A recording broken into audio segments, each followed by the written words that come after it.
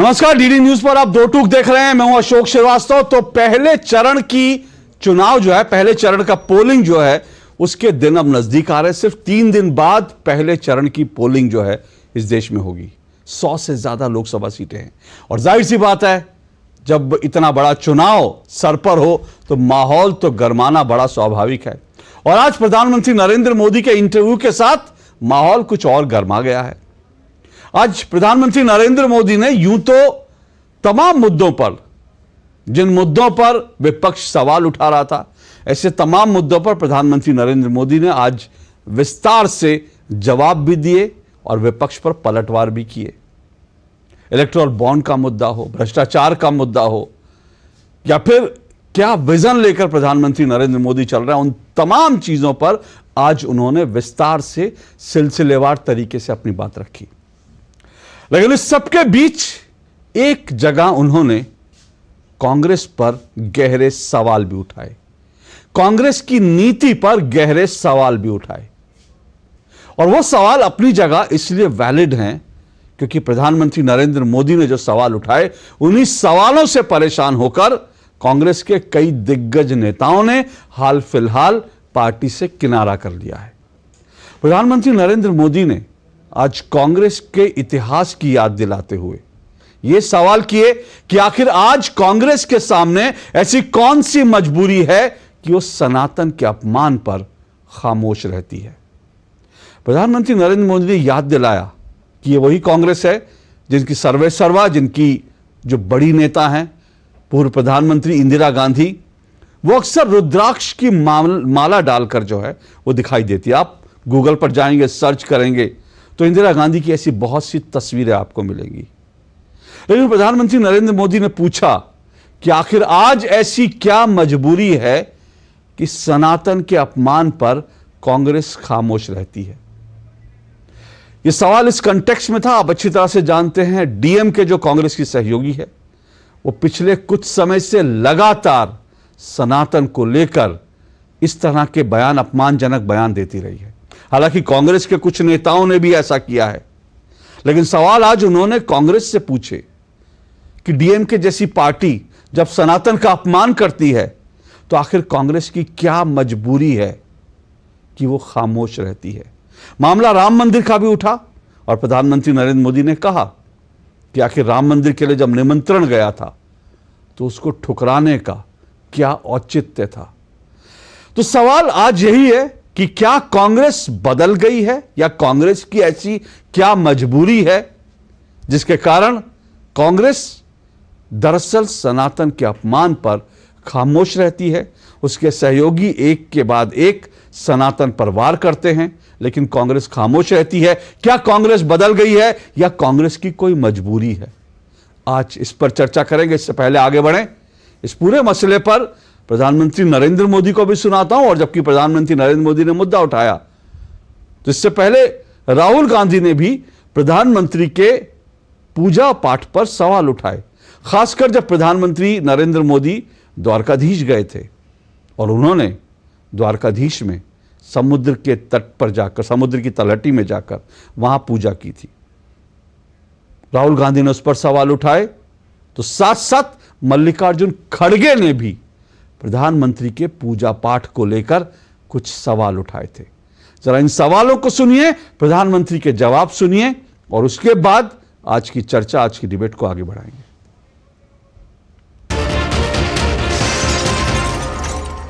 ऐसे लोग हैं राम मंदिर कर रहे हैं, तुम्हें मार देंगे, ऐसा करके वोट बैंक बनाने का एक तरीका था। अब हुआ क्या, राम मंदिर बन गया तो उनके हाथ से वो मुद्दा ही चला गया। अब वो किसी को डरा नहीं पा रहे हैं राम मंदिर आ जाएगा, आ गया। सचमुच में तो आपको गर्व होना चाहिए कि ये राम मंदिर निर्माण करने वाले जो भी लोग हैं, जिन्होंने संघर्ष भी किया है, वे आपके सारे पाप भूल करके, सारे आपके गुनाह भूल करके घर में आकर के आपको इनवाइट कर रहे हैं और नए से व्यवहार शुरू करना चाहते हैं। आप उसको भी उस पुराने मिजाज से ठुकरा दे, तब लगता है कि आपके लिए वोट बैंक एक बहुत बड़ी आपकी मजबूरी है। और उस वोट बैंक के चलते इस प्रकार की चीजें होती रहती। आपको नरेंद्र मोदी जी दिख जाएंगे। कभी वो आपको समुद्र के नीचे दिखेंगे पूजा करते हुए, वहां पे मतलब मजाक बना रखा है, पूजा हो रही है, पंडित भी नहीं है, अकेले बैठे समुद्र के नीचे आर्मी वालों के साथ। मोदी बार बार जाते हैं, कहीं भी बोलते हैं। हम कांग्रेस वालों को राम मंदिर का इन्विटेशन दिए, किसको दिए भाई? सिर्फ 2 लोगों को दिए। एक मल्लिकार्जुन खड़गे को दिए क्योंकि अपोजिशन लीडर था है, एक सोनिया गांधी जी को दिए। बाकी किसको दिया? क्या हमारे पास कोई बाबा, कोई साधु संत उनको दो बोले? और पुण्य का काम हमेशा, प्राण प्रतिष्ठा का काम कौन करता है? साधु संत करते हैं। ये नया साधु बन गया, कभी पानी में डूबता है, कभी समुद्र में डूबता है, कहीं कुएं में बैठता है और कभी समुद्र के आजू बाजू फिरता है। जब ये राम मंदिर का निमंत्रण देने के लिए टस्केले मुझे आए, उन्होंने ठुकरा दिया। मैं सोचने लगा इतना बड़ा मुझे दायित्व दिया जा रहा है, मैं अपने आप को योग्य क्या कैसे करूं? तो मैंने कुछ लोगों की एडवाइस ली, कुछ संतों की, कुछ जानकार लोगों की, मेरी स्पिरिचुअल लाइफ से जुड़े हुए कुछ लोगों को मैंने पूछा कि भाई मैं इसको एक प्रधानमंत्री के रूप में इस कार्यक्रम को नहीं लेता हूं, एक राम भक्त के रूप में करना चाहता हूं। मैंने फिर कुछ अध्ययन भी किया और मैंने मनोमन तय किया कि मैं 11 दिन का अनुष्ठान करूंगा। सवाल हमें कांग्रेस को पूछना चाहिए। जो कांग्रेस जिसके साथ किसी जमाने में महात्मा गांधी का नाम जुड़ा हुआ था, जो कांग्रेस जहां इंदिरा गांधी जी गले में माला खुलेआम पहन करके घूमती थी, रुद्राक्ष माला जो, हाँ, रुद्राक्ष माला पहन करके घूमती थी इंदिरा जी। सवाल कांग्रेस को पूछना चाहिए कि तुम्हारी क्या मजबूरी है कि सनातन के खिलाफ इतना जहर उगलने वाले लोगों के साथ तुम क्यों बैठे हो भाई? क्या तुम्हारी राजनीति अधूरी रह जाएगी क्या? ये कौन सी कांग्रेस की सोच विकृति आ रही है? कांग्रेस में ही चिंता का विषय है। डीएमके का तो जन्म शायद इस नफरत में पैदा हुआ होगा और धीरे धीरे वो नफरत का खेल भी उनका लोग स्वीकार करने नहीं लगे हैं और इसलिए वो नए नए तौर तरीके अपना करके बोल रहे। प्रश्न उनका नहीं है, प्रश्न कांग्रेस जैसी पार्टी का है कि उसने अपना मूल कैरेक्टर गंवा दिया है क्या? जब संविधान सभा में जो लोग बैठे थे तो ज्यादातर गांधीयन लोग थे, ज्यादातर कांग्रेस की विचारधारा से जुड़े हुए लोग थे और पहला संविधान बना, उसके हर पेज पर जो पेंटिंग है रामायण, वो सनातन की ही परंपरा से जुड़े हुए हैं। तो आपका संविधान बना, उस संविधान में सनातन का गौरव का हिस्सा था और आज सनातन को इतनी भयंकर गालियां देने की हिम्मत हो और आप उनके साथ चुनाव की राजनीति करें, उनके साथ मंच साझा करें। मजबूरी कांग्रेस की, ये देश के लिए चिंता का विषय है। तो मजबूरी जो कांग्रेस की है वो देश के लिए चिंता का विषय है। देश के लोग इस पर सवाल पूछ रहे हैं, ये प्रधानमंत्री ने सवाल खड़े किए और इन सब सवालों पर आज चर्चा करेंगे, आज डिबेट करेंगे। मेरे साथ आज की डिबेट में 5 मेहमान जो है आज की डिबेट में जुड़ चुके हैं। आइए 5 मेहमानों का परिचय करवा देता हूं। मेरे साथ चारू प्रज्ञा जुड़ चुकी हैं, बीजेपी की प्रवक्ता है चारू प्रज्ञा। मेरे साथ अजय वर्मा जुड़े हैं, कांग्रेस के नेता अजय वर्मा जी जुड़े हैं। प्रोफेसर धर्मेंद्र यादव हैं, समाजवादी पार्टी के प्रवक्ता। मेरे साथ राजनीतिक विश्लेषक सूर्य मैथिल हैं और राजनीतिक विश्लेषक परमवीर सिंह हैं। आप 5 मेहमानों का बहुत बहुत शुक्रिया और स्वागत। शुरुआत मैं चारू जी और अजय जी के साथ करूंगा और पहले अजय जी और चारू जी को लाइए और मैं 1.5 मिनट दूंगा। कोशिश करेंगे जो सवाल पूछे गए उन सवालों का जवाब अगर हमें मिल सके तो उन सवालों का जवाब तलाशने की कोशिश करेंगे, उसके बाद इस डिबेट को आगे बढ़ाएंगे। अजय जी और चारू जी को लाएं और अजय जी आपसे मेरा पहला सवाल। प्रधानमंत्री नरेंद्र मोदी ने कहा कि भाई कांग्रेस ने अपना मूल कैरेक्टर जो है वो खो दिया है। ऐसी क्या मजबूरी है कि डीएमके जैसी पार्टी जो है वो इस तरह से लगातार सनातन का अपमान करती रही और कांग्रेस खामोश रही? ये सवाल हमने भी कई बार जो है बार बार मन में उठा, बार बार हमने डिबेट में उठाया। इसका जवाब तो हमें आज तक नहीं मिला, क्योंकि कांग्रेस के किसी भी नेता ने कभी इसका खंडन नहीं किया। तो ऐसी क्या मजबूरी है या कांग्रेस का मूल चरित्र बदल गया है? आखिर डीएमके के सनातन के अपमान पर कांग्रेस क्यों खामोश रही? जी अजय जी। देखिए अशोक श्रीवास्तव जी, सबसे पहले तो मैं नवदुर्गा के जो त्योहार चल रहा है हिंदुस्तान में, सप्तमी कालरात्रि के ऊपर हिंदुस्तान के लोगों को, माताओं बहनों को अपनी तरफ से, अपनी पार्टी की तरफ से, नेता की तरफ से शुभकामनाएं, बधाइयां देना चाहता हूं। जी, मैं आपका ये समय काउंट नहीं करूंगा, आपने शुभकामनाएं दी, शुभकामनाएं हमारे भी स्वीकार कीजिए और अजय जी की घड़ी फिर से शुरू कीजिए। मैं शुभकामनाएं आपने दी और उसके लिए आपको भी शुभकामनाएं, वो मैं आपके समय में काउंट नहीं करूंगा। जी देखिए, पार्टी की जो विचारधारा की आप बात कर रहे हैं, ना तो कांग्रेस पार्टी के किसी नेता ने, जिन्हें हम नेता कहते हैं, राहुल गांधी जी हैं, प्रियंका जी हैं, सोनिया जी हैं, खड़गे जी हैं, कभी सनातन को ना हम गाली देते, ना हम किसी धर्म को अपमानित करने का काम करते हैं इनके पार्टी के नेताओं की तरह। आपने देखा होगा कि नवीन ने और दूसरी एक वो महिला नेता थी इनकी, किस तरह से उन्होंने अपमानित करने का काम संसार में, जब 57 कंट्रियों ने आपको झुकाया तो दबाव झुक गए थे। हम लोगों का कोई वो नहीं था। रहा गठबंधन की पार्टी का, तो गठबंधन का दौर हिंदुस्तान में है। पार्टी के लोग वो अपने क्या कहते हैं वो आप उनसे फोन करके पूछ सकते हैं। हम लोग ना तो सनातन के खिलाफ है, ना हम सनातन को अपमानित करते। हम प्रजा ठाकुर की तरह नहीं है, हम गॉडसे की तरह नहीं है, ना हम उनकी विचारधारा पर अशोक नहीं चलते। हम लोगों का काम यह है कि देश के मुद्दों पर, देश की जनता के मुद्दों पर, देश की हालात पर चर्चा करें, परिचर्चा करें। और प्रधानमंत्री से पूछना हम चाहते हैं, माननीय मोदी जी, जो पिछले 10 साल गए हैं, आप केवल कांग्रेस की बुराई और कांग्रेस की कमियों के अलावा अपना भी बता सकते हैं कि हिंदुस्तान में आपने 10 साल में क्या दिया है, सिवाय इसके कि हिंदू मुस्लिम, सिवाय इसके कि पाकिस्तान हिंदुस्तान, सिवाय इसके कि कब्रिस्तान शमशान, सिवाय इसके कि यही चीजें जो है सोशल फैब्रिक खत्म करें। ये मोदी जी की गारंटी आप कहते हैं ना, ये मोदी की गारंटी।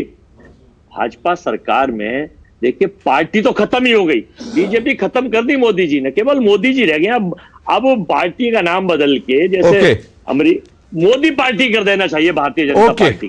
ओके अजय जी, मैंने पहले भी कहा था कि जो एक मूल सवाल है जो देश के सामने बार बार आता है, मैं इसमें नहीं जाऊंगा कि आपने क्या कहा, कांग्रेस के नेताओं ने कहा, वो मेरा अभी सवाल ही उठाऊंगा ही नहीं मैं। हालांकि मेरे पास बहुत रिकॉर्ड है कांग्रेस के नेताओं ने, और सभी पार्टियों के नेताओं में इस तरह की चीजें रही जब लोगों की जबान फिसली हैं, मैं उसकी बात नहीं कर रहा। मैंने बड़ा सिंपल सा सवाल पूछा, कांग्रेस खामोश क्यों रही? मेरा मूल सवाल यह था। मैं आपको एक मौका और दूंगा, आपको इसके बाद चारू जी रिस्पॉन्ड करें, उसके बाद 1.5 मिनट और दूंगा, क्योंकि मुझे लगता है आज जब प्रधानमंत्री ने कह दिया तो कांग्रेस की तरफ से इसका एक स्पष्ट जवाब तो जरूर आना चाहिए। या तो जैसे मनमोहन सिंह जी ने उस वक्त कहा था, कांग्रेस ये कह सकती है, जैसे मनमोहन सिंह जी सरकार में थे, जब उनसे भ्रष्टाचार पर सवाल पूछे जाते थे तो उन्होंने कहा भाई मैं क्या करूं, ये तो गठबंधन की सरकार है और बहुत सारी चीजें सहनी पड़ती हैं, बहुत सारे साथी जो हैं उनको छोड़ नहीं सकते, तो इसलिए गठबंधन जैसे मनमोहन सिंह को सहना पड़ा था। क्या कांग्रेस की ये मजबूरी है, कांग्रेस का शिफ्ट हुआ है? मैं इस सवाल पर फिर आऊंगा आपके पास घड़ी लेकर, कोशिश करूंगा अगले 1.5 मिनट में शायद आप जवाब दे सके। लेकिन चारू प्रज्ञा जी, आपने हिंदू मुसलमान कर दिया, ये जो है एक अजय जी ने आज कहा, खास तौर पे उन्होंने कहा भी आपने हिंदू मुसलमान कर दिया, शमशान कर दिया।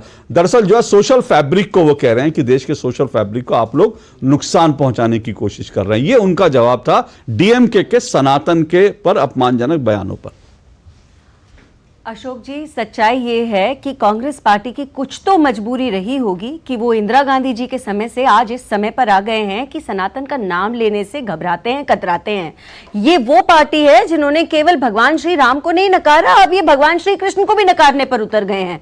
इसीलिए प्रधानमंत्री के द्वारका जी के दर्शन के लिए इस तरीके की अनाप शनाप बातें कर रहे हैं और इनको इन बातों पर शर्म आनी चाहिए।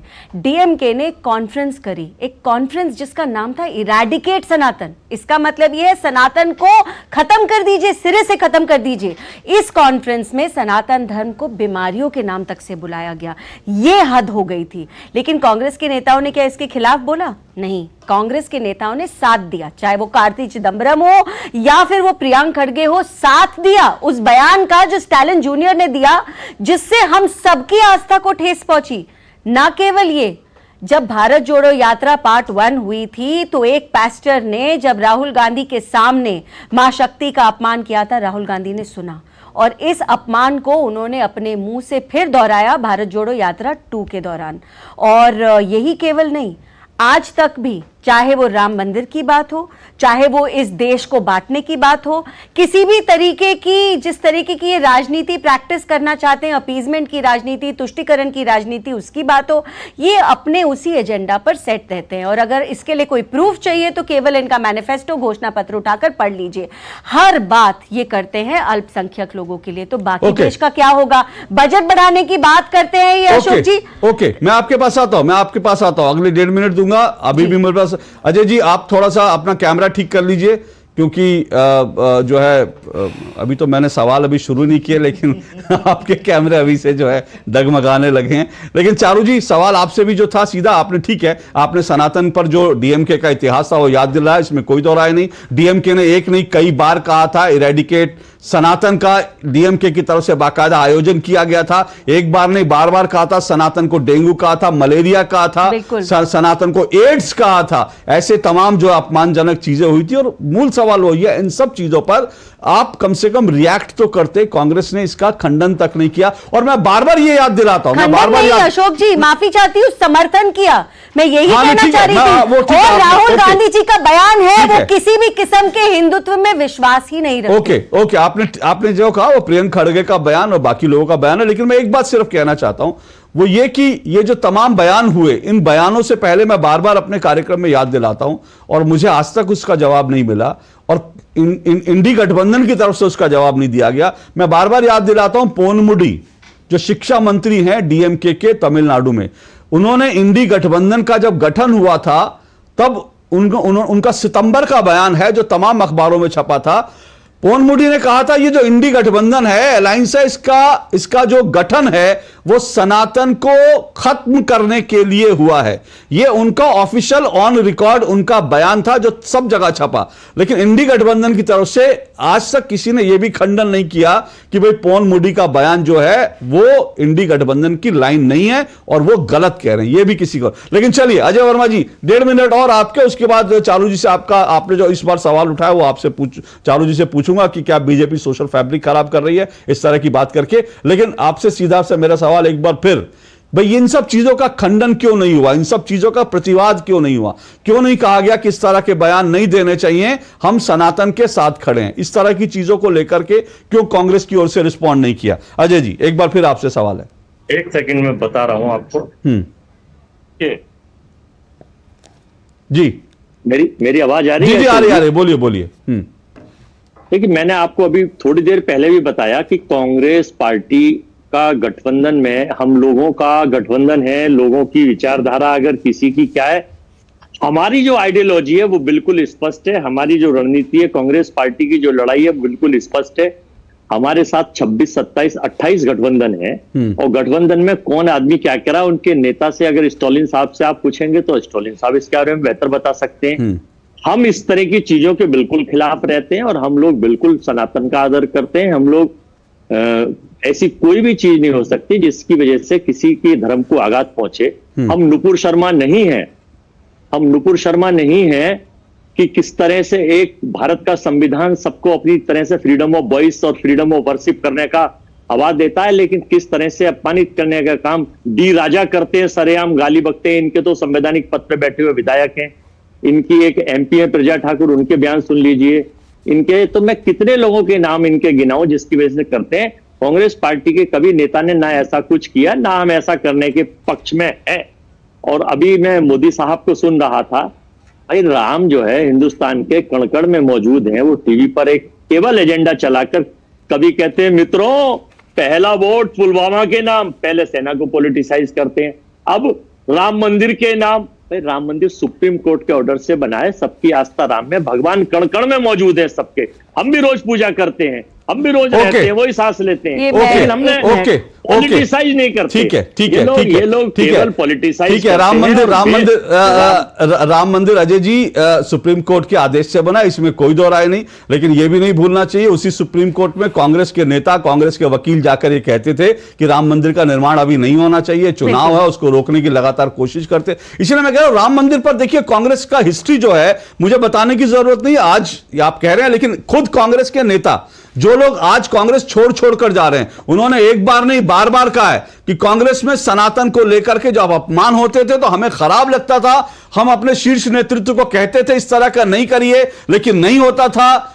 खुद प्रियंका गांधी वाड्रा के जो राजनीतिक सलाहकार रहे, उन्होंने कहा कि कांग्रेस के अंदर ऐसे लोग हैं जो भगवा जिनसे चिढ़ है, कांग्रेस के अंदर कोई हिंदू जो है सरवाइव नहीं कर सकता। इस तरह के तमाम बयान कांग्रेस के नेताओं के, बीजेपी के नेताओं की मैं अभी बात ही नहीं करता, और कांग्रेस के नेताओं के और क्या क्या बयान है मैं उसमें अभी नहीं जाता। लेकिन ठीक है, आपने कहा गठबंधन है, इस गठबंधन में आपके साथ बड़ी सारी पार्टियां थी, तो इसलिए बहुत सारी पार्टियों पर आप कंट्रोल नहीं कर सकते, सबकी जो है आइडियोलॉजी को आप लेकर नहीं चल सकते। ठीक है, आपका यह तर्क जो है इस पर हम चर्चा जरूर करेंगे। लेकिन चारू जी वो कह रहे हैं कि भाई आप लोग धर्म की राजनीति करते हैं, यह समस्या यह है कि वो तब उनको रिस्पॉन्ड करना पड़ता है, और इस तरह की चीजें अगर वो कह रही है, डीएमके कह रही है, तो डीएमके ने कह रही है तो ठीक है, प्रियंका खड़गे जो है उन्होंने सपोर्ट किया, उन्होंने किया, लेकिन कांग्रेस के किसी बड़े नेता ने इस तरह का बयान नहीं दिया, ये अजय जी कह रहे हैं। अशोक जी देखिए, अजय जी कोई भी इस समय बहाने बनाए, सच्चाई ये है कि कांग्रेस केवल हिंदुओं को बांटने का काम कर रही है। अभी भी अपने मैनिफेस्टो में वो कहते हैं कि जातीय जनगणना कराएगी। बिहार में जब इनकी सरकार थी, इनके समर्थन की सरकार थी, इन्होंने कराई, लेकिन क्या उसका रिजल्ट इन्होंने डिक्लेयर किया? नहीं किया, और यही सच्चाई है। एक और बात है, आप चांद तारे सब कुछ वादे में अपने लिखकर दे दो, क्योंकि आपको पता है आपको 20 सीट तो आने वाली नहीं है, और जो हमारे ऊपर उंगली उठाते हैं, मैं चैलेंज करती हूं अजय जी को, और मेरे चैलेंज को आप बहुत सीरियसली लीजिएगा। मैं आपको उपलब्धियां बताती हूं मेरी सरकार की, मुझे बताइए इस कौन सी उपलब्धि में किसी भी नागरिक का धर्म पूछा गया हो, किसी भी नागरिक की जाति पूछी गई हो। हम गरीब कल्याण का काम करते हैं, इस देश को विकसित बनाने का काम करते हैं, और इसमें धर्म जाति बीच में नहीं आती। चाहे 50 करोड़ लोगों के बैंक अकाउंट खुलवाए गए हो, या 11 करोड़ महिलाओं को सिलेंडर दिए हो, या 11 करोड़ घर तक 14 करोड़ घर तक नल से पानी गया हो, सड़क बनाने का काम किया हो, 100% इलेक्ट्रिफिकेशन किया हो, हम कोई भी काम करते हैं, हम भारत को विकसित बनाने के लिए करते हैं, और हमारी कोई भी पॉलिसी, कोई भी योजना किसी की धर्म जाति नहीं पूछती। आपसे मैं चैलेंज करती हूं, आप मुझे बता दो। लेकिन कर्नाटक में आपकी सरकार है, आपके चीफ मिनिस्टर कहते हैं कि माइनॉरिटीज को 4% रिजर्वेशन और देंगे। आपके चीफ मिनिस्टर कहते हैं कि 4000 करोड़ से माइनॉरिटीज के लिए बजट 10,000 करोड़ कर दिया जाएगा। आपका खुद का मैनिफेस्टो मुस्लिम लीग के मैनिफेस्टो से छाप के कॉपी करके आपने आज रिलीज किया है। आपको मैंने चैलेंज किया, आप एक पॉलिसी बताओ हमारी सरकार की, मोदी सरकार की, जहां कहीं पर भी धर्म या जाति की बात होती है। ओके ओके बीच में मत बोलो। ओके ये अशोक जी देखो तिलमिला गए, इसीलिए मेरे समय में बोलने लगे। लेकिन इस चैलेंज को ये सीरियसली ले, या तो मुझे एक पॉलिसी बताए मेरी सरकार की, वरना अपने शब्द वापस ले। ठीक है, ये मैं अजय जी आऊंगा आपके पास, प्रोफेसर धर्मेंद्र के पास जा रहा हूं, लेकिन आऊंगा चारू जी ने, सुनिए अजय जी उन्होंने बड़ा स्पेसिफिक सवाल, अजय जी उन्होंने बड़ा स्पेसिफिक सवाल किया कि एक पॉलिसी बताइए जहां पर किसी धर्म विशेष को साथ किसी बनने के बाद उनके गांव में बिजली गई थी, राष्ट्रपति के बनने के बाद, और अभी जब लाल कृष्ण आडवाणी जी को दिया, आप लोग कहां किसका सम्मान करते हैं? तो राष्ट्रपति खड़ी हुई अजय जी सवाल, अजय जी, और आपने क्यों नहीं करा? 60 साल में इलेक्ट्रिफिकेशन। अजय जी सवाल, नहीं एक मिनट रुकिए, विषय पे अजय जी बड़ा स्पेसिफिक सवाल उन्होंने किया, आप थोड़ा, मैं वो चैलेंज कर रही है, मैं अजय जी के पास, मैं जो है धर्मेंद्र जी के पास जा रहा हूं, फिर मैं आपके पास आता हूं। अजय जी उन्होंने स्पेसिफिक पूछा कि एक आप योजना बताइए जिसमें धर्म के आधार पर किसी के साथ भेदभाव किया गया हो। मैं आऊंगा, उम्मीद करूंगा कि इसका जवाब आपसे मिलेगा, लेकिन प्रोफेसर धर्मेंद्र यादव, क्या आपको भी लगता है कि यह सरकार जो है धर्म के आधार पर जो है भेदभाव करती है, जिसका चैलेंज अभी जो है चारू जी ने किया? लेकिन यह बात तो सही है कि आप ही के गठबंधन में, और अब तो समाजवादी पार्टी के आपकी पार्टी में वो नेता नहीं है जिन्होंने इस पूरे बयानबाजी में जिन्होंने खूब खुलकर भूमिका निभाई थी, अब तो आपकी पार्टी में। लेकिन इस तरह के बयान जब दिए जाते हैं, किसी भी धर्म के खिलाफ नहीं होना चाहिए। लेकिन होता क्या है ना, बार बार अजय जी ने नुपुर शर्मा की बात की, नुपुर शर्मा को तो धमकी दे दी कि सर तन से जुदा, वो तो उसके बाद जो है पार्टी ने उनके खिलाफ कार्रवाई कर दी। स्टालिन जूनियर के खिलाफ किसी ने नहीं बोला। मैं आता हूं, और उसके बाद जो है, और उसके बाद क्या हुआ? उसके बाद ये हुआ कि नुपुर शर्मा जो है वो आज भी अपनी जान की हिफाजत के लिए घूम रही हैं। लेकिन सनातन का, हिंदुत्व का अपमान करने वाले लोग तो कभी कोई उनको नहीं कहता, और जो पार्टियां उनके साथ बैठती हैं वो भी नहीं कहती कि भाई इस तरह का बयान मत दो। तकलीफ यह देखकर हिंदुओं की है, इस देश के हिंदुओं की। धर्मेंद्र जी, इस बात को तो आप स्वीकार करेंगे ही ना? आप म्यूट पर हैं धर्मेंद्र जी, आप म्यूट पर हैं, अनम्यूट कर लीजिए। जी बोलिए।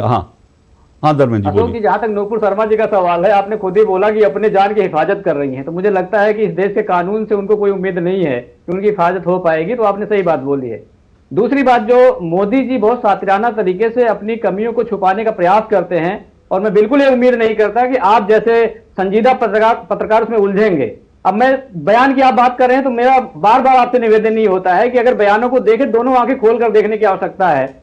डॉक्टर मोहन यादव मध्य प्रदेश के मुख्यमंत्री हैं, भारतीय जनता पार्टी के बहुत वरिष्ठ नेता हैं। उनका बयान मैं कोट करता हूं। उन्होंने कहा था कि राम और सीता का तलाक हुआ था और सीता ने आत्महत्या कर ली थी। इससे बड़ा मान किसी भी सनातनी का, किसी भी सनातन धर्म का और मातृशक्ति का कोई नहीं कर सकता। दूसरा, लेकिन भारतीय जनता पार्टी उस बयान को नहीं बात करेगी, उस पर बात करेगी तो उनको निकालना पड़ेगा। उनको निकालना है नहीं भारतीय जनता पार्टी को। दूसरा बयान में डॉक्टर दिनेश शर्मा की बात करता हूं, जो उत्तर प्रदेश इस देश का सबसे बड़ा सूबा है, उसके उप मुख्यमंत्री रहे हैं। डिप्टी सीएम रहते हुए उन्होंने यह बयान दिया कि माता सीता का जो जन्म हुआ है वो टेस्ट ट्यूब बेबी है माता सीता। तो माता सीता के लिए इतना तुच्छ अगर बयान कोई भारतीय जनता पार्टी का नेता दे और अपने आप को सनातनी भी बताए, तो मुझे लगता है ये विरोधाभास है। इस पे मैं आपकी प्रतिक्रिया जरूर चाहूंगा, भारतीय जनता पार्टी की प्रतिक्रिया बाद में चाहूंगा। तीसरी बात मैं आपको बताता हूं, डॉक्टर संजय निषाद भारतीय जनता पार्टी के सहयोगी हैं, और उन्होंने कहा कि मर्यादा पुरुषोत्तम भगवान राम राजा दशरथ के पुत्र ही नहीं है। उनके अस्तित्व पर सवाल खड़ा कर दिया मर्यादा पुरुषोत्तम भगवान राम के। और जो नेता, जो पार्टी मर्यादा पुरुषोत्तम भगवान राम के अस्तित्व पे सवाल खड़ा कर दे और भारतीय जनता पार्टी को सराखों पे बैठाए, इसका मतलब भारतीय जनता पार्टी से बड़ा अपमान सनातन का कोई कर नहीं सकता है। इसके बाद में चौथा बयान बताता हूं आपको। चौथा बयान नरेश अग्रवाल जी का है। अब यहां तक तो बात नहीं रुक रही है। नरेश अग्रवाल जी ने मर्यादा पुरुषोत्तम भगवान राम का तुलना शराब से कर दिया, धर्मेंद्र जी, ओके बिस्किट से कर दी। धर्मेंद्र जी, आपके चार, ओके देश में सनातन का किसी ने किया? ओके धर्मेंद्र जी, धर्मेंद्र जी एक मिनट, किसी नेता की? ओके धर्मेंद्र जी एक मिनट, धर्मेंद्र जी एक मिनट। आपने कहा तो आपने जब, हाँ चारू जी और सूर्य जी रिस्पॉन्ड करना चाहते हैं, मैं आपको मौका दूंगा, लेकिन एक बात उन्होंने कहा मेरे से सवाल का जवाब। एक मिनट सर, आप हाँ बताइए निवेदन। आपसे मेरा निवेदन इतना है कि जितने पैनलिस्ट हैं, आपने किसी के बीच में नहीं बोला, सबको अरे सर मैंने आपको टाइम दिया, आपने सर टाइम को मेरा टाइमर भी बंद कर दिया आपने। नहीं सुनिए एक मिनट सुनिए 2 लाइन मेरी बच रही है। अरे सर एक मिनट सुनिए मेरा। अरे धर्मेंद्र जी सुनिए, गजब आप लोग ना, दिक्कत यही है कि आप लोग एक विक्टिम कार्ड जेब में लेकर घूमते हैं। अभी मेरे पैनल ने बताया आपको 3.5 मिनट मौका दिया है, उनको मैंने 1.5 मिनट मौका दिया था, आपको अभी 3.5 मिनट मौका दिया है। और क्योंकि ये सवाल, सुनिए मेरी बात, अरे सुनिए मेरी, टाइमर मैंने आपके लिए रखा ही नहीं था, मुझे आपको फ्री फ्लो। अब क्योंकि डिबेट ये खुल चुकी है, अब टाइमर में कोई बंधा नहीं है। अभी अब टाइमर मैंने किसी को नहीं बांधा, लेकिन टाइमर में मैंने शुरू में इसलिए, एक मिनट सुनिए। अरे धर्मेंद्र जी सुनिए ना प्लीज। आप लोग क्या होता है ना, दिक्कत ये है ना, आप लोग एंकर को सवाल भी पूछोगे, एंकर को डिक्टेट भी करोगे, एंकर को, अरे मेरी बात तो सुनिए ना, मेरी बात तो सुनिए सर। 3.5 मिनट बोल दिया, मुझे कम से कम 30 सेकंड तो बोलने दीजिए। सवाल मेरे से करेगा, जवाब तो दूंगा ना उसका। मैं सिर्फ ये कह रहा हूं कि मेरे प्रोग्राम का एक फॉर्मेट है, मैं अपने फॉर्मेट के हिसाब से चल रहा हूं। वो दो लोग कांग्रेस और बीजेपी आमने सामने थी, मैंने उनको टाइमर रख के पूछा। अब आपको मैंने 3.5 मिनट बोलने का मौका दिया, आपने 4 चीजें कही, लेकिन अब मैं उसमें मुझे उसमें चलो इंडिया अलायंस वाले हैं ना, इनको साथ में टाइम जोड़ा करिए। ठीक है चारू जी, कोई बात नहीं, कोई बात नहीं चारू जी, एक मिनट। अरे सुनिए सर, सुनिए एक बात जो आपने कहा ना, पहली बात, तो आप साथ हो या नहीं हो, एक चारू जी कोई नहीं, हमारा दिल बड़ा है, हमारा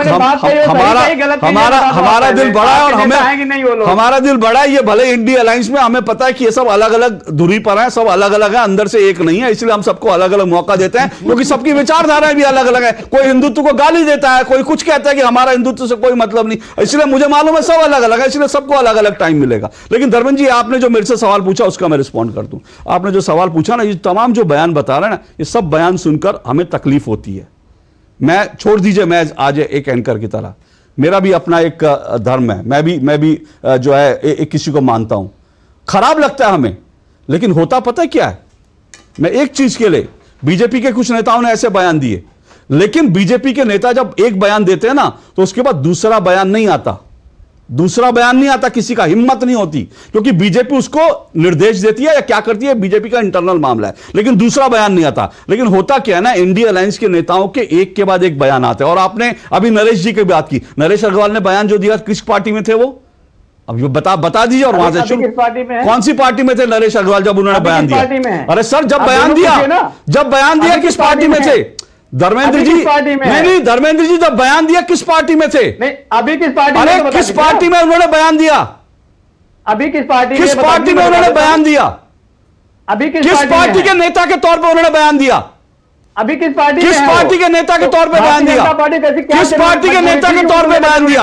सीधा बोलिए ना। अरे आपका सर, आपको डर क्यों लगता है? आपको डर क्यों लगता है? नरेश अग्रवाल ने आपकी पार्टी में रहते हुए बयान दिया और आपने कोई एक्शन नहीं लिया। और आज नरेश अग्रवाल जिस पार्टी में, उनकी हैसियत नहीं है, हिम्मत नहीं है कि हिंदुत्व को गाली दे दे। आपकी पार्टी में हिंदुत्व को गोलियां चलाने के लिए भी छूट थी, गालियां देने की भी छूट थी। यह बात आप क्यों नहीं स्वीकार करते? दूसरों का बयान उठाते आ रहे, आप लोगों की पार्टी ने गालियां दी, गोलियां चलाई, और फिर आप कहते हो कि आप बड़े हिंदुत्व के पुरोधा हो। ये तो तकलीफ होगी ना सबको। एक मिनट आता हूं, रिस्पॉन्ड कीजिए, सूर्य जी रिस्पॉन्ड कीजिए, फिर आपका जवाब लेके मैं जाऊंगा। सूर्य जी रिस्पॉन्ड कीजिए। धन्यवाद श्रीवास्तव जी। पहले तो पूरे देश को भारत माता की जय, वंदे मातरम। और नजर नहीं है, नजारों की बात करते हैं, और ये जमीन पर चांद तारों की बात करते हैं। कल तक हाथ जोड़कर बस्तियां लूटने वाले आज भरी सभा में सुधारों की बात करते हैं। अब देखिए किस प्रकार से ये बयान गिना रहे थे, इनको वो बयान याद नहीं आए कि किस प्रकार से जो स्टालिन के बचुआ ने बोला।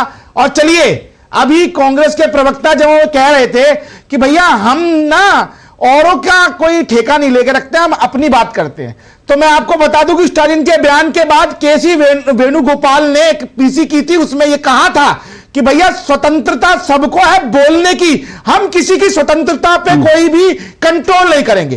उसका जो जूनियर चिदंबरम है वो कैसे चिचिहा रहे थे, इसका समर्थन किया बयान का। जूनियर खड़गे ने भी समर्थन किया बयान का। और एक बात, राहुल गांधी जी ने मुस्लिम लीग के ऊपर, सेकुलरिज्म के ऊपर जब प्रश्न पूछा गया था तो क्या कहा था उन्होंने कि ये सेकुलर है मेरे हिसाब से मुस्लिम लीग। और ये यहां पे बहुत सारा ज्ञान दे रहे थे। मैं पूछना चाहता हूं, कर्नाटक के अंदर बजरंगबली चिल्ला के आए थे, मंदिरों के ऊपर 10% सेंस किस पार्टी ने लगाया? कांग्रेस की सरकार ने लगाया। अभी इन्होंने बजट के अंदर 100 करोड़ रुपया इन्होंने मुस्लिम समाज के लिए रखा, उसके अलावा 200 करोड़ चर्चों के लिए रखा। हिंदू समाज पर टैक्स लगाएंगे, ये कैसा सबका साथ सबका विकास है? मैं बिल्कुल सहमत हूं चारू से। चारू ने जो कहा कि एक भी योजना आप बता दीजिए भारतीय जनता पार्टी की, मोदी सरकार की, कि जिसके अंदर कहीं पर कोई धार्मिक आधार पर बाइफिकेशन हो। लेकिन आपके जब प्रधानमंत्री थे यूपीए 1 और यूपीए 2 में, उन्होंने तो ऑन रिकॉर्ड सबके सामने कहा था कि इस देश के संसाधनों पर पहला अधिकार मुसलमानों का है। ओके सूर्य जी, एक मिनट में आ रहा हूं। देखिए एक मिनट में आ रहा हूं। देखिए ये इस बयान को जो कोट किया जाता है उस संदर्भ में, एक मिनट रुकिएगा सर, प्लीज रुकिएगा, अजय जी प्लीज रुकिएगा, बीच में कोई बोले तो सबकी आप फेडरल रुकिएगा। मैं सिर्फ ये कह रहा हूं, मुझे एक छोटा सा ब्रेक लेना, पर मैं ब्रेक के बाद आऊंगा तो ये सवाल जरूर उठता है जो मनमोहन सिंह जी का बयान का जिक्र किया, क्योंकि प्रधानमंत्री ने कहा कि राम मंदिर का विरोध इसलिए होता था क्योंकि एक वोट बैंक था। क्या एक वोट बैंक के लिए आज सनातन का अपमान किया जा रहा है? यह भी तो एक सवाल उठता है ना, क्योंकि एक वोट बैंक को खुश करना है, उसको खुश करना है, इसलिए सनातन का अपमान। हालांकि मुझे नहीं लगता ऐसा वोट बैंक है, लेकिन फिर भी अगर गठबंधन को लगता है तो फिर मैं आऊंगा इस सवाल पे। अजय जी आऊंगा इस ब्रेक के बाद। जिन्होंने यूज किया है वो जानते हैं असली हींग का स्वाद। MDH सुपर हींग, शुद्धता का असली तड़का। MDH वेट हाँ ले फोटो, अपनी ही है, अपने ने ही बनाई और अपने ही वोटों से बनी है वंदे भारत। हाँ यार, किसने सोचा था हमारी ट्रेनों में रिवॉल्विंग सीट्स, विस्टा डोम्स होंगे, एयरपोर्ट जैसे escalators, lounges, food court railway station पर होंगे, शहर शहर मेट्रो और अब तो बुलेट ट्रेन भी आ रही है। और फिर भी पता है मोदी जी क्या कहते हैं कि ये तो बस ट्रेलर है। लाइफ इजी बना दी मोदी जी ने, और अब हम उनकी जीत इजी बनाएंगे। वर्ल्ड क्लास फैसिलिटीज की गारंटी मोदी की, मोदी जी को वोट देने की गारंटी हमारी। कमल का बटन दबाएं, भाजपा को जिताएं। ग्रेजुएटी का चेक है, बस इन पैसों को हम कहीं इन्वेस्ट कर दें जहां हमें इनकी चिंता ना करनी पड़े और रेगुलर इनकम भी आती रहे। फिर बस तो फिर फिक्स्ड इनकम म्यूचुअल फंड्स में डाल दीजिए। म्यूचुअल फंड्स में डाल दीजिए ना। अरे पापा, फिक्स जिनका म्यूचुअल फंड्स चुने हुए interest bearing company bond, government bond और मनी मार्केट में पैसा डालते हैं, इक्विटी मार्केट में नहीं। और सिस्टमैटिक विड्रॉल प्लान के जरिए आपको on the dot fixed amount भी मिलती रहेगी। म्यूचुअल फंड्स में फिक्स्ड इनकम वाली बात सही है। म्यूचुअल फंड निवेश बाजार जोखिमों के अधीन है। योजना से जुड़े सभी दस्तावेजों को ध्यान से पढ़ें। तुम्हें पता है इन्वेस्टर्स के लिए एक इन्वेस्टर प्रोटेक्शन फंड होता है IPF, लेकिन अगर तुम्हारा ट्रेड एक्सचेंज पर एग्जीक्यूट नहीं हुआ या फिर कोई गारंटीड रिटर्न्स वाली स्कीम है तो ये IPF आपकी मदद नहीं कर सकता है। और अगर आपका ब्रोकर ही डिफॉल्टर बन जाए तो फिर IPF आपको कॉम्पेंसेशन दिला सकता है। कहाँ से सीखा? NSE की साइट पर। सोच कर समझ कर इन्वेस्ट कर। डिजिटल बैंकिंग का है जमाना, टाइम है बचाना। डिजिटल बैंकिंग है आसान, करो चाहे कोई भुगतान, एनी टाइम एनीवेयर, सेफ है, फास्ट है, हर पेमेंट उंगलियों पे सेट है। लेन देन के हैं ऑप्शंस कई, IMPS, NEFT, UPI भी। 24 घंटे करते ये काम, पेमेंट आसान और रहे आराम। RBI कहता है जानकार बनिए, सतर्क रहिए। बहाना नंबर 11, नींद पूरी करने का डे। बहाना नंबर 28, ट्रिप पर जाने का day. 39, binge watch all seasons. 65, घर की सफाई का डे। एक वोट ना डालने से क्या होगा? और सबसे बड़ा बहाना, isn't it a holiday today? Holiday. 101 बहाने हैं वोट ना डालने के, पर इस चुनाव के पर्व में एक ही रीजन काफी है वोट डालने का, वो है हमारी रिस्पॉन्सिबिलिटी, देश और हमारे फ्यूचर के लिए।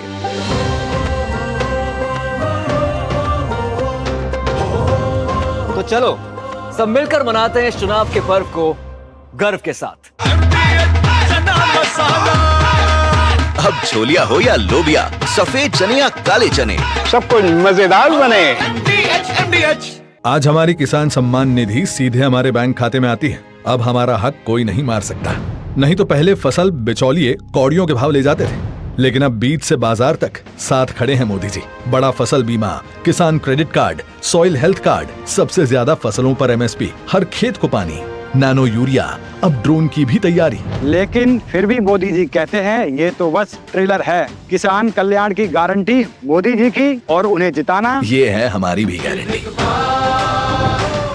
कमल का बटन दबाएं, भाजपा को जिताएं। दो टुक आप देख रहे हैं। दो टुक में हम आज चर्चा कर रहे हैं। प्रधानमंत्री नरेंद्र मोदी ने आज अपने इंटरव्यू में सनातन को लेकर, राम मंदिर को लेकर कुछ सवाल उठाए और कांग्रेस को खास तौर पे कहा कि कांग्रेस जो है, कहीं ना कहीं कांग्रेस जो है, क्या उसकी मजबूरी है कि सनातन का अपमान करने वाले DM को लेकर के उसने प्रतिकार नहीं किया और उसको लेकर के कभी सवाल नहीं उठाए। और साथ साथ राम मंदिर को लेकर भी प्रधानमंत्री ने कुछ सवाल उठाए। इन सब पे चर्चा कर रहे हैं। 5 मेहमान मेरे साथ जुड़े हुए हैं। चारू प्रज्ञा जुड़ी हुई है बीजेपी से, अजय वर्मा कांग्रेस के नेता हैं, प्रोफेसर धर्मेंद्र यादव है, समाजवादी पार्टी के सूर्य मैथिल हैं, राजनीतिक विश्लेषक, परमवीर सिंह है, राजनीतिक विश्लेषक। जी ब्रेक पे जाने से पहले जी सर, मैंने अपनी ओपनिंग में अजय जी को चैलेंज किया था। मुझे बता दीजिए, आयुष्मान योजना हो, सिलेंडर देने की बात हो, घर बनवाने की बात हो, नल से जल देने की बात हो, किसी महिला को पोषण देने की बात हो, कुछ भी, कोई सी हमारी ऐसी योजना है जिसमें किसी भी किस्म का तुष्टिकरण किया हो, धर्म जाति पूछी हो, तो मुझे बता दो, वरना आप नेशनल टेलीविजन पे माफी मांगे। ओके, बोलिए अजय जी आपसे सीधा सवाल है। अजय जी, चैलेंज है, चैलेंज कर रहे हैं भाई। वो कौन सी योजना में धर्म के आधार पर वो कह रही हैं कि हमने, और आपकी हर सरकार की तुष्टिकरण की हर एक योजना में लिखकर लाई। वो आ रहे हैं रिस्पॉन्ड कर रहे हैं। जी अजय जी, देखिए अभी मदरसे के ऊपर सुप्रीम कोर्ट ने फटकार लगाई। सुप्रीम कोर्ट नहीं सर, मेरी सरकार की एक योजना बताइए जिसमें धर्म या जाति पूछी जाती हो। चारू जी, मैं अशोक जी से बात कर रहा हूँ, वो एंकर है, मैं उनको जवाब दे रहा हूँ। सर, अशोक जी ने मेरा ही सवाल दोहराया है। उनको बोलने दे, और मैं आपको चैलेंज कर रही हूं। सुप्रीम कोर्ट पे मत जाइए, पहले मेरी सरकार की उनको बोलने दे क्या उनका। आप बोलिए अशोक जी, आप पूछेंगे तो मैं जवाब दूंगा। नहीं बोलिए ये तो अशोक जी मैंने पूछा बोलिए आप बोलिए। कौन सी योजना ऐसी थी जहां इन्होंने हिंदुस्तान में बांटने के काम नहीं किए? ये हर सभा में, हर मीटिंग में, हर जगह तो केवल एक 80 और 20 लेकर चलते हैं हर चीज में। 80-20 80-20। अशोक जी रिटॉरिक्स पे ना रहे। ठीक है, एक मिनट आप सवाल पूछा है, स्पष्ट जवाब दें। एक मिनट चालू जी, उनको बात हो जाए फिर आप रिस्पॉन्ड कीजिए। हाँ बोलिए अजय जी। भूमिका क्यों बांध रहे हैं? अशोक श्रीवास्तव जी, इनसे कहिए धैर्य से सुने। हाँ बोलिए आप बोलिए। धैर्य से सुने और धैर्य की बात करें। हिंदुस्तान का संविधान सबको freedom of living, freedom of voice और उसी संविधान चालू जी प्लीज रिक्वेस्ट है मेरी, रुक जाइए नहीं तो फिर मुझे उनकी बात हो जाए, मैं रिस्पॉन्ड करने का मौका दूंगा। हिंदू, मुस्लिम, सिख, ईसाई, बौद्ध, पारसी सबको समानता का अधिकार दिया है। लेकिन अभी जब इन्होंने एक बिल पास करा कि 3 जगह के केवल बौद्ध, पारसी, सिख, ईसाई, हिंदू आ सकते हैं और किसी कंट्री के नहीं आ सकते हैं, जब सारे नियम कानून 14 के बाद, नागरिक की उपलब्धि नहीं है, वो भारतीय नागरिक के संबंध में नहीं है। अजय जी यहाँ पे एक मिनट, यहाँ पे मेरा एक इंटरवेंशन है। एक मिनट रुकिए मेरा यहाँ पे अजय जी एक मिनट, मुझे लगता है पूरी तो सुन लीजिए। नहीं अजय जी मुझे सुनिए। मुझे लगता है कि देखिए सीए पे डिबेट नहीं है और सीए जो है वो भारत के नागरिकों के लिए लागू नहीं होता, वो पाकिस्तान और बाकी देशों में जो अल्पसंख्यक है उनके लिए। पूरी तो सुन नहीं रहे हैं। मैं सुन रहा हूँ पूरी बात, लेकिन मैं सिर्फ मैं आ रहा हूँ, परमवीर जी आ रहा हूँ। नहीं आप अपनी बात करिए अजय जी, आप अपनी बात करिए, लेकिन मेरा निवेदन है कि सीए को इसमें ना लाइए क्योंकि डिबेट कहीं और चली जाएगी। बोलिए। मैं कह रहा हूं 3 कंट्रियों से लोग जो आएंगे तो उन्हें भारतीय नागरिकता ही तो मिलेगी, तो फिर भारत की तो बात होगी। मतलब आप चाहते हैं पाकिस्तान के मुसलमानों को भी नागरिकता दी जाए, यही चाह रहे हैं आप? हम नहीं हमारे आप चाह रहे हैं भारत का संविधान पाकिस्तान के नागरिकों के लिए भी लागू हो? हम ये चाहते हैं कि 55 कंट्रियों में, जो पूरे हिंदुस्तान की सारी कंट्रियों से, वहां जो भी और सारे धर्म के लोग हैं उन सारी जगह से। अरे सर आप कहाँ चले गए सर? कहाँ चले गए? नहीं कहाँ चले गए? तो सुनिए ना फिर सुनिए ना उन 55 देशों से। नहीं आप कह रहे हैं इन 55 देशों से आप नहीं मुझे इस बात पर घोर आपत्ति है। इन 55 देशों से कोई अगर मुसलमान उठ के आए उसको सबको यहाँ पे आके बसा लीजिए। हिंदुस्तान को धर्मशाला बना रखा है आप लोगों ने। रोहिंग्या को ले आइए, बांग्लादेश के घुसपैठी आपसे निकाले नहीं जा रहे, रोहिंग्या को ले, सबको ले आइए। नहीं प्लीज मेरी डिबेट में इस तरह की बात मत कीजिए। अजय जी मेरा विषय, अजय जी आपने विषयांतर कर दिया, मुझे उसमें नहीं जाना। मैं आपसे एक मिनट मेरी सरकार के ऊपर एक इल्जाम लगाया है, मैंने इनको चैलेंज किया है, या तो वो जवाब दे या माफी मांगे। मैं सिर्फ नहीं आपने 55 देश का आपका स्पेसिफिक इशारा इस्लामी देशों पर था और यही दिक्कत है। आप लोग इस्लामी देशों के लिए कहेंगे कि उनके नागरिक भारत में आके बच जाएं, मुसलमानों के लिए कहेंगे कि उनके लिए जो है भारत के संसाधनों पर उनका हक होना चाहिए। यही वोट बैंक है सर, इसी में तो दिक्कत होती है। सूर्य मैथिल अभी एक बात कह रहे थे कि मनमोहन सिंह जी ने ये कहा कि भारत की उस पर पहला हक मुस्लिम नहीं, उन्होंने कहा अल्पसंख्यकों का है। वो सुन लीजिए, उसमें भी मुसलमान, उनका पूरा बयान है सर। अजय जी डॉक्टर मनमोहन सिंह ने ऐसे बयान 2 बार दिए थे। एक बार उन्होंने अल्पसंख्यक कहा था, दूसरी बार उन्होंने कहा था अल्पसंख्यक मुसलमानों का है। ये 2 बार उनका बयान है, उनका स्पेसिफिक वर्ड है मुसलमान। उन्होंने मुस्लिम नहीं, उनका शब्द है मुसलमान।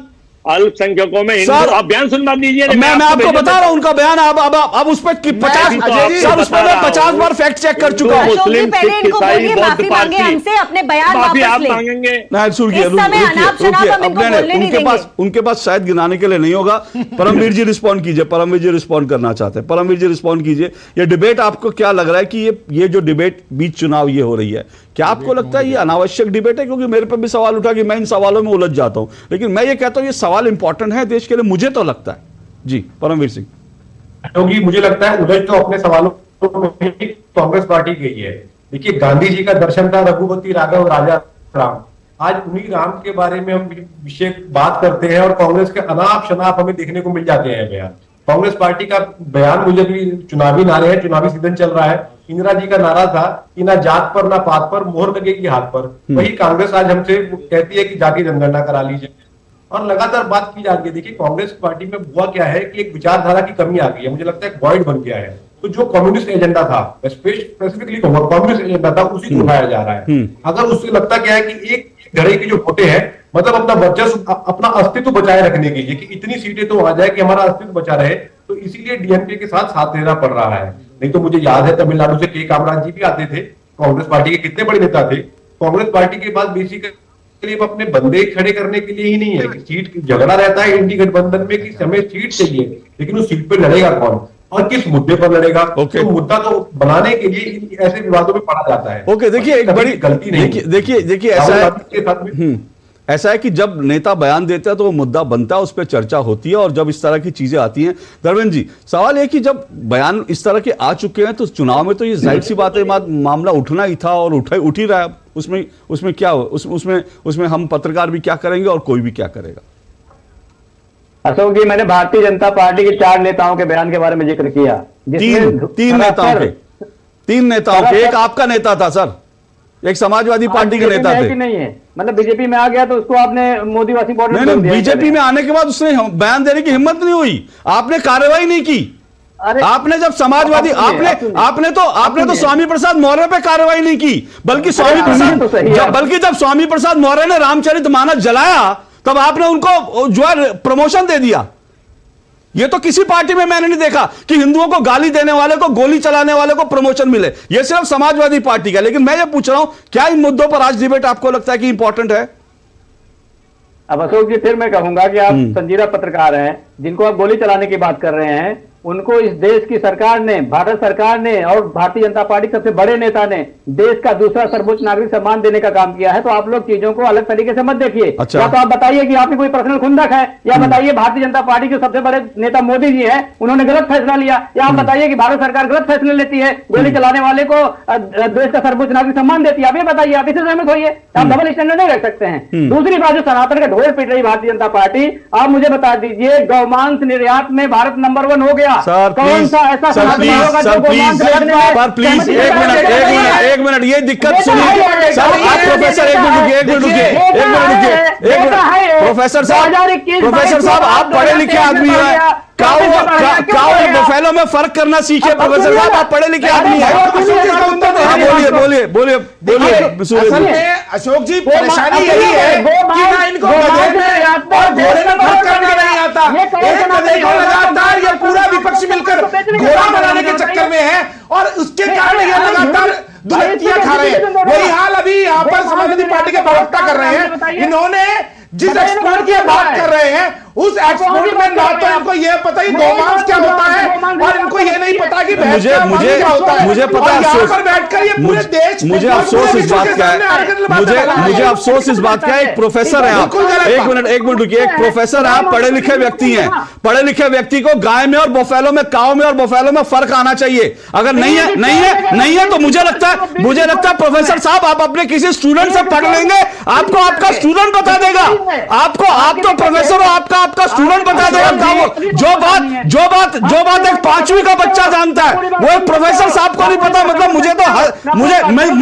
मैं उन बच्चों पर तरस आ रहा है जिनको आप पढ़ाते होंगे प्रोफेसर साहब। अगर आप काऊ और बोफेलो में फर्क नहीं कर सकते, मुझे उन बच्चों पे तरस आ रहा है जिनको आप पढ़ाते होंगे, मुझे उन बच्चों पे तरस आ रहा है।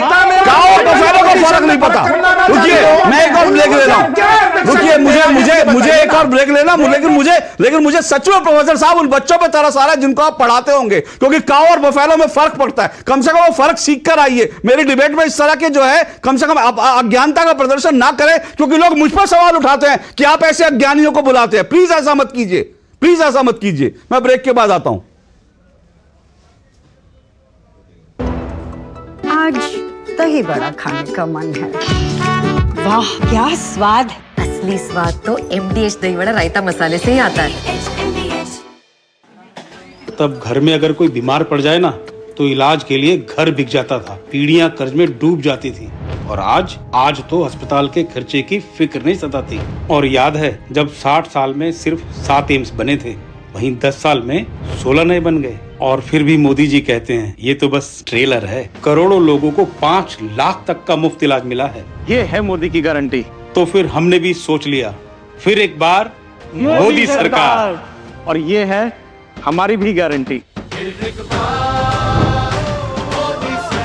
कमल का बटन दबाएं, भाजपा को जिताएं। बेटा, इस साल का जो प्रॉफिट है वो इंटरेस्ट पे डाल देंगे। हर महीने ब्याज का पैसा आता रहेगा। अगर रेगुलर इनकम ही चाहिए तो आप वो पैसे फिक्स्ड इनकम फंड्स में डाल दो। वो क्या होता है? वो एक तरह के म्यूचुअल फंड्स है। म्यूचुअल फंड से भी कभी फिक्स्ड इनकम आता है क्या?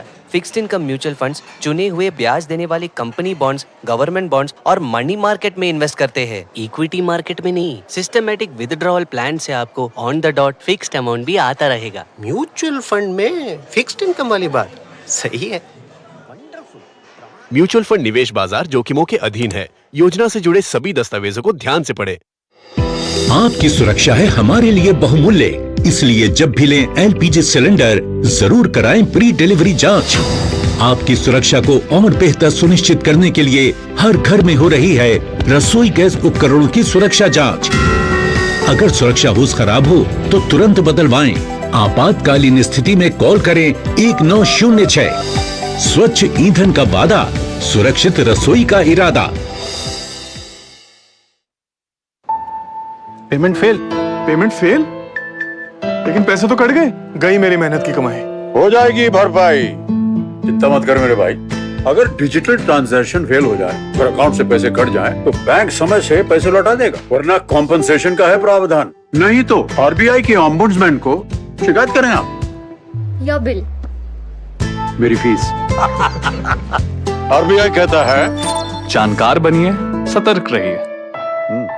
Delivery boy has picked your order. अरे भाई पता है भूख लगी है। 30 मिनट का मैसेज नोटिफिकेशन आया था ना। मैसेज के सारे थोड़ी बैठ सकते हैं। कल आपने कुछ शेयर्स बेचे थे ना? हाँ, तो चेक किया? मैसेज आया तो था। सिर्फ मैसेज काफी नहीं है। आप शेयर मार्केट में कोई भी ट्रांजैक्शन करते हैं ना, तो स्टॉक एक्सचेंज से आए एसएमएस या ईमेल को अपने डीमैट अकाउंट और बैंक स्टेटमेंट के साथ भी टैली कीजिए। बेटा भूख में ना दिमाग बंद हो जाता है। सोचकर समझकर इन्वेस्ट कर। आधे बाउल दही में 4 चम्मच MDH चटनी पुदीना मसाला डाला, स्टर करो, पुदीना चटनी तैयार। MDH चटनी पुदीना मसाला। आज हमारी किसान सम्मान निधि सीधे हमारे बैंक खाते में आती है। अब हमारा हक कोई नहीं मार सकता। नहीं तो पहले फसल बिचौलिए कौड़ियों के भाव ले जाते थे, लेकिन अब बीज से बाजार तक साथ खड़े हैं मोदी जी। बड़ा फसल बीमा, किसान credit card, soil health card, सबसे ज्यादा फसलों पर MSP, हर खेत को पानी, नैनो यूरिया, अब ड्रोन की भी तैयारी। लेकिन फिर भी मोदी जी कहते हैं ये तो बस ट्रेलर है। किसान कल्याण की गारंटी मोदी जी की, और उन्हें जिताना ये है हमारी भी गारंटी। कमल का बटन दबाएं, भाजपा को जिताएं। चलिए दो टूक आप देख रहे हैं और एक बार फिर मैं थोड़ा चिल्ला चिल्ली से निकल के एक बार फिर मैं आज के विषय पर आता हूं और गंभीरता से इस चर्चा को उम्मीद करूंगा थोड़ा सा जो समय बचा उसमें हम गंभीर मुद्दों पर आए। चारू जी, सवाल ये है कि ये भाई चुनाव में ये मुद्दे उठ रहे हैं, तो फिर सवाल है कि आप ही लोग चाह रहे हैं कि भाई ये जो है पोलराइजेशन हो, आप ही लोग चाह रहे हैं, क्योंकि इस तरह के मुद्दे अगर उठाएंगे तो फिर इसी तरह की डिबेट होंगी, इसी तरह की फिर चीजें उठेंगी। अशोक जी, सबसे पहले तो एक बात हम लोग याद रखें कि इस मुद्दे पर हम रिएक्टिव हैं। ना डीएमके ने इस किस्म के बयान दिए होते, ना हमको रिएक्शन देने की जरूरत पड़ी होती। क्या ये चाहते हैं हम भी कांग्रेस पार्टी की तरह हो जाएं कि कोई भी कुछ भी कहता रहे, हमारे धर्म के खिलाफ, हमारी आस्था को ठेस पहुंचाता रहे और हम कुछ ना बोलें? ऐसा तो नहीं होगा। तो ये आज अगर कोई भी बोलता है कि हमने धर्म के मुद्दे उठाए, तो हाँ, राम मंदिर हमने बनवाया और हम गर्व से क्रेडिट भी लेना चाहते हैं, चाहे सुप्रीम कोर्ट का ऑर्डर ही हो। लेकिन सुप्रीम कोर्ट ने भी वो ऑर्डर तब दिया है जब भाजपा सरकार थी, जब मोदी जी प्रधानमंत्री थे। क्योंकि अगर कांग्रेस का बस चल रहा होता, वो पहले डेट नहीं लगने दिया करते थे। उनके नेता आके कहते थे राम तो है ही नहीं जी, राम जी तो मिथ्या हैं। आज भी वही स्थिति चल रही होती। यह है पहली बात। दूसरी बात यह है कि जब आप हमारी आस्था को ठेस पहुंचाओगे, हम बोलेंगे। और तीसरी बात यह है, आज मोदी जी का जो इंटरव्यू था वो 1 घंटे से भी लंबा था। आप मोदी जी के इंटरव्यू में से 1 मिनट की बात उठाकर उसके बारे में अगर बात करना चाहते हैं, ये मुद्दा हमने नहीं उठाया। हाँ, लेकिन जो सवाल पूछे जाएंगे उसके ऊपर हम जवाब देंगे। हम क्यों ना जवाब दें? और केवल राम जी का मुद्दा नहीं है यहाँ पर अशोक जी। अभी राहुल गांधी ने भगवान श्री कृष्ण के खिलाफ बयान दे दिया। उन्होंने कहा कि द्वारका जी में क्या करने गए थे, वहां पर तो पुजारी नहीं थे। इनको समझ ही नहीं आता। ये जो फॉरेन गॉड्स को पूजने वाले लोग हैं ना, इनको हमारी आस्था समझ में नहीं आती, इनको हमारे भगवान समझ में नहीं आते। और मैं ये मानती हूं कि हर बार जब हमारे भगवान का अपमान होगा, हम तो आवाज उठाएंगे। ये एक इंपॉर्टेंट पॉइंट है अजय जी। देखिए, राहुल गांधी ने जो कहा, द्वारकाधीश जो वो नगरी है, वो तो समुद्र के अंदर ही है द्वारका, और वहीं पर भगवान श्री कृष्ण की बसाई नगरी है। लोग यही मानते हैं और लोग वहां पे जाके पूजा करते हैं। अब प्रधानमंत्री पूजा कर रहे हैं तो कोई कह रहे हैं कहां से साधु आ गए समुद्र में जाके, कोई कह रहे हैं कि कहीं पर भी पूजा कर लेते हैं। तो इस तरह के बयान तो फिर कांग्रेस की तरफ से भी लगातार आ रहे हैं ना, फिर बीजेपी रिएक्टिव होगी। अशोक जी, अभी आपने देखा जो धर्म की ठेकेदारी लेकर धर्म के ठेकेदार बन रहे हैं उनके प्रवक्ता, भगवान श्री राम को पॉलिटिसाइज कर रहे हैं, केवल अभी हनुमान जी के नाम पर पॉलिटिसाइज करते हैं, भगवान को बेचने को भी नहीं छोड़ेंगे, उनकी जमीनों में धांधली करेंगे। तो कितनी गलत बात है। कभी सेना के नाम पर पॉलिटिसाइज करेंगे, नहीं, ये बात कभी सेना के नाम पर पॉलिटिसाइज करेंगे, बीच में फिर बोलेंगे तो आप मैं आपको रिस्पॉन्ड करने का मौका दूं। जिस दिन से मेरी पार्टी का जन्म हुआ है उस दिन से हम राम मंदिर की बात करते हैं, तब तो इन्होंने उनको आज मंदिर बन के खड़ा हो गया तो इनको पॉलिटिसाइजेशन याद आ गया। आप रिस्पॉन्ड करिएगा, एक मिनट। हाँ बोलिए। हाँ, लोगों के पैसे से लोगों के पैसे से मंदिर बन रहा है, लोगों की आस्था से मंदिर बन रहा है। आप क्यों ठेकेदार बन रहे हैं? आप क्यों भगवान के नाम को बेचने का काम कर रहे हैं? भगवान सबके हैं, कण में है, आप क्यों ठेकेदार की बातें नहीं कर सकते। आपके नेता जाते हैं चुनावी हिंदू बन के, आपके नेता जाते हैं, आप तो ठीक से जिसको पूजा अर्चना करनी नहीं आती। आप तो नकली हिंदू हैं, चुनावी हिंदू तो बहुत दूर की बात है। आप हिंदुत्व के नाम पर हिंदुत्व बांटने का काम करते हैं। सबसे बड़ी तो अजय जी हार चुके हैं। मैं दूसरा चैलेंज आपको इसी शो पर इशू करूंगी, आप मुंह दिखाने के लायक नहीं रहेंगे। ओके, सोच समझ के बोलिए। ओके धर्मेंद्र जी, चलिए धर्मेंद्र जी, पहले मुझे जवाब देने दीजिए अशोक जी। हाँ नहीं, अच्छा ठीक है, आप जल्दी से रिस्पॉन्ड करिए। अजय जी ने ओके बोलिए, मेरे पास समय कम है, जल्दी से रिस्पॉन्ड कीजिए। वो कह रहे हैं आप नकली हिंदू हो भाई, आप नकली। अजय जी आप जल्दी से जल्दी, मैं फिर धर्मेंद्र जी के पास जाऊंगा। चारू जी, आप नकली हिंदू हैं, वो कह रहे हैं कि भाई आप लोग इस तरह के मुद्दे उठाते हैं। देखिए, जिस दिन से मेरी पार्टी का जन्म हुआ है उस दिन से हमने भगवान श्री राम की बात करी है, तब तो इनको पॉलिटिसाइजेशन याद नहीं आया। क्रेडिट लेने के लिए जब राजीव गांधी का नाम लेने ये चलते हैं, तब तो इनको पॉलिटिसाइजेशन याद नहीं आया। आज हमको ये सब बताने चले हैं, आज ये हमको बता रहे हैं। और मैं तो फिर से पूछती हूँ, अगर आपके नेता को नहीं मालूम द्वारका जी के बारे में तो सिखा दीजिए ना। देखो अपने देश के अभियान में तो वो चल ही रहे थे, देखो अपने देश में सिर्फ भास्कर के सामने बैठ के मां शक्ति का अपमान करते सिखाते हो। ओके धर्मेंद्र जी, ओके अजय जी, मुझे लगता है कि 145 करोड़ कितने तो खैर चुनाव में तय हो जाता है। बहुत सारी चीजें मुझे लगता है कि इस मुद्दे पर भी लोग अब सोच ही रहे होंगे, अपना मत देंगे। लेकिन धर्मेंद्र जी रिस्पॉन्ड कीजिए जी। अशोक जी, भारत का संविधान सभी धर्मों के सम्मान की बात करता है और सभी धर्मों के अस्तित्व को बचाने की जिम्मेदारी संविधान की है। ठीक। अगर भारतीय जनता पार्टी उस संविधान को खत्म करने का प्रयास कर रही है, इसका मतलब उसका किसी धर्म से कोई लेना देना नहीं है। आप लल्लू सिंह का बयान देख लीजिए, संविधान बदलने की बात समझदार प्रवक्ता है, आप कैसे बीच में बोल रहे हैं? जल्दी okay yes. Bharatiya Janata party के सांसद है लल्लू सिंह, जिन्होंने बताया कि अगर हमारी सीटें 2/3 से ज्यादा आ जाएंगी तो हम संविधान को बदल देंगे। तो ये क्या बयान भारतीय जनता पार्टी का नाम माना जाए? क्या भारतीय जनता पार्टी के सबसे बड़े नेता ने इसका खंडन किया? सुनिए, क्या प्रधानमंत्री जी ने इसका खंडन किया? उसके अलावा अनंत हेगड़े जी का बयान आया कि हम संविधान बदल देंगे, क्या उसका खंडन आया? नहीं, इसके बाद जी का बयान आया, प्रधानमंत्री कर चुके हैं भारतीय जनता पार्टी।